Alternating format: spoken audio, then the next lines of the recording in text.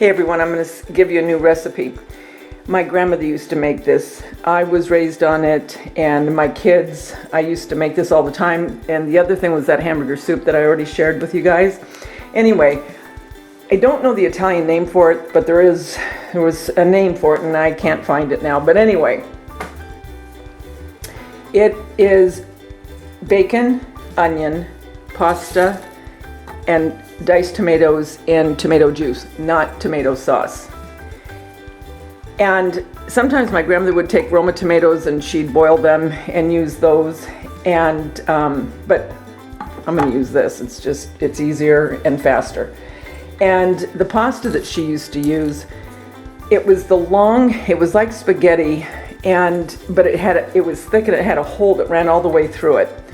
And sometimes there's certain dishes that you just need the right pasta. I think it'd be like trying to make lasagna with spaghetti noodles.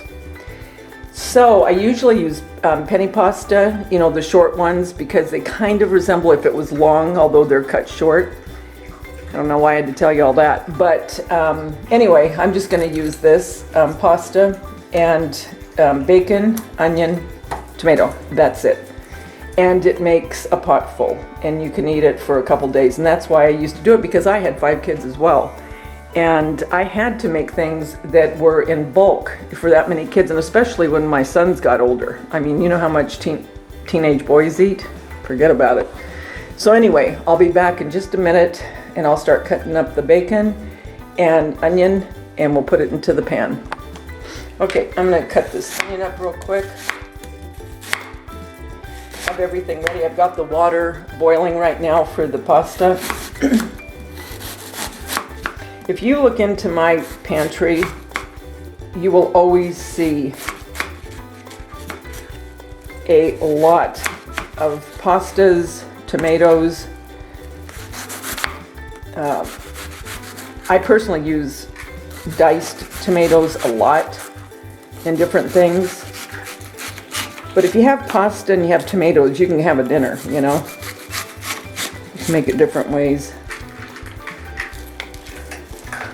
And then, I grow basil and rosemary, mint, thyme, and tomatoes. And, you can, with your pesto, if you have Parmesan, you can make, and the pine nuts, you can make pesto. And homemade pesto is so much better than jarred. Oh, I don't like the jarred, and because it's so easy to make and so inexpensive. If you can, grow your own. And even if you live in an apartment or you don't have much space, I grow my tomatoes now in a terracotta pot. I don't put them in the ground. I put them in the terracotta pot. All my herbs are in the terracotta pot. And also there's times, not last year, but the year before, I grew zucchini, jalapeno peppers. Gosh, what else did I did more than that. What else did I?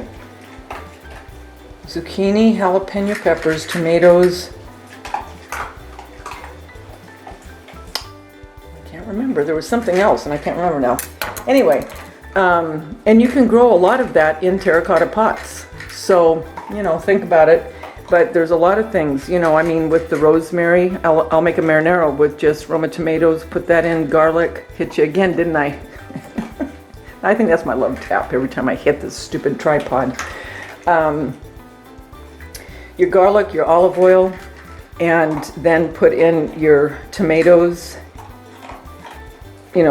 Cook that with your rosemary, a little bit of, you can put basil if you want at the end. But anyway, you can have a marinara. I mean, there's a lot of things, and that's my staple. I always have a lot of this stuff. Anyway, I'll be back as we're getting ready to cook. Okay, guys, bacon's cooking.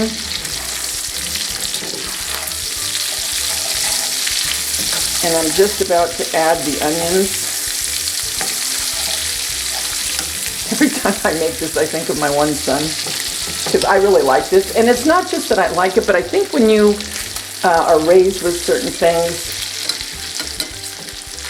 and it's a good memory. It's not just comfort food because of the taste, but of the memory that, you know, goes with it. And, you know, I loved my grandmother so much, and I always remember I'd come home from school, and a lot of times she'd have her pasta drying, you know, on those, you know, where you dry clothes, that wooden thing. They used to use them a lot back in the day.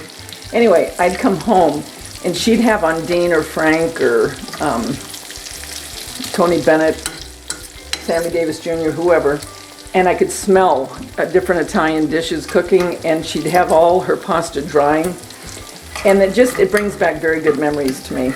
But anyway, my son will call me sometimes, and he's married and all, and he'll ask, what do you have for dinner? Because you talk about a good cook.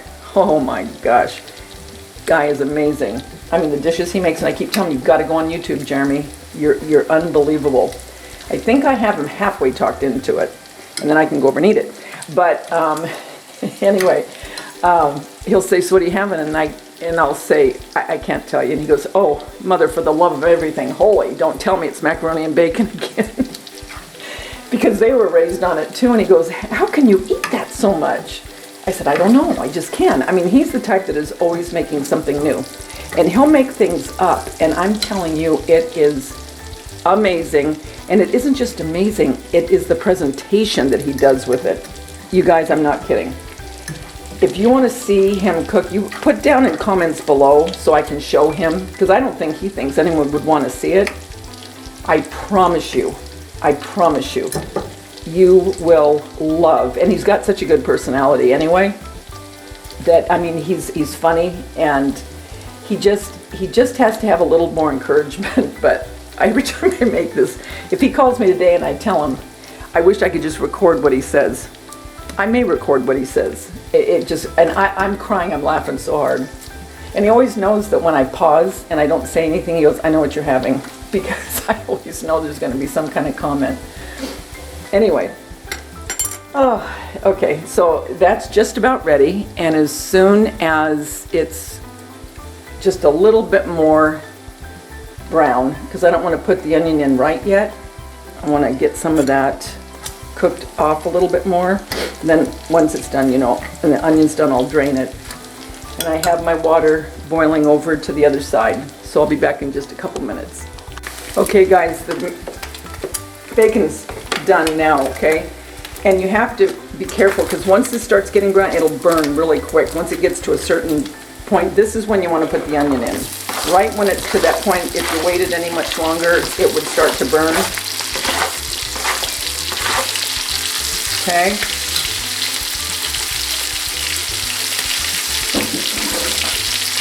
So now, I'm going to cook the onion, because the onion's going to cook down.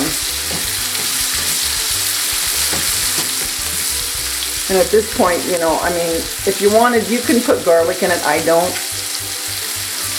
And also at the end, you could put basil on it.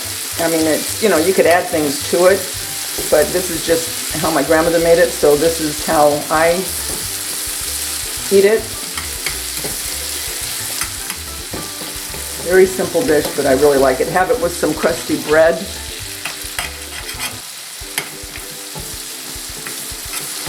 Yeah, with the onions in here, beautiful. And crusty bread, a green salad with a vinaigrette or a blue cheese, whatever. I would have a vinaigrette. And my aunt, oh my gosh. It just, every time I think about it, I just can't stand it. My aunt made the best homemade Italian dressing I have ever tasted in my life. And everyone that knew her said the same thing. She never would tell anybody what she did. So I was talking to my cousin, her daughter, one day, and I said, did Aunt Theo ever give you the recipe for her Italian dressing? She said she never did. And you know, I hate that, because for me, I want things that people like to go on. I want people to be able to make it, or my kids to make it. I would give anything. And I had tried to duplicate how she did it, and it was very simple. I mean, I know it was, because, I mean, there wasn't a lot in it. I mean, I don't know. It was so good. Oh my gosh. Because I've loved salad. I mean, I was raised on salads too, you know, ever since I was little, and I've always loved salad. I would give anything to have her recipe. But she's gone, God love her, and I'll never have it. So I think that's one reason I like to share recipes with people. Some people will like it, some won't, and that's okay if they don't. But the ones that do, I like to share it. So I'll be back once the pasta's cooked and I'm putting it together. Okay guys, I've got the pasta. It's at a rapid boil now. Another thing I want to tell you, and I'm sure, you know, in a way I feel kind of stupid when I say these things, but I guess there might be people out there or young girls that are starting to cook. I don't know, but I'm just going to say it anyway. When I'm making a pasta, I like pasta al dente anyway, but when you're doing something like where you're putting something together, you know, like that hamburger soup or this macaroni and bacon, I make sure it's al dente. I mean, even with more of a bite than I normally would if I was making spaghetti. Because once all of this goes together and you heat it up a little bit more, it's going to get softer. And I cannot stand. Now, some people may love it, and if you do, that's wonderful. I cannot eat mushy pasta. It's awful to me. And again, that's just me. Some people might like it. Maybe they have to eat it. I don't know. I just can't do it. So I'm just saying, when you're making things like this or you're putting pasta into a soup, make sure that it is even a little bit harder than al dente. So right now I'm getting ready to take that out, and I will be back when I put it together. Okay guys, there it is. There is macaroni and bacon. Put a little basil on top. Like I said, you can put some Parmesan if you want. I like the red pepper flakes. I put a little bit of red pepper flakes. But go ahead, give it a try, and let me know what you think. You take care. Next video, I think I might be making banana bread with some bananas that I have to use up. And I have a couple more Easter DIYs. Take care, guys. Have a great night. There you go.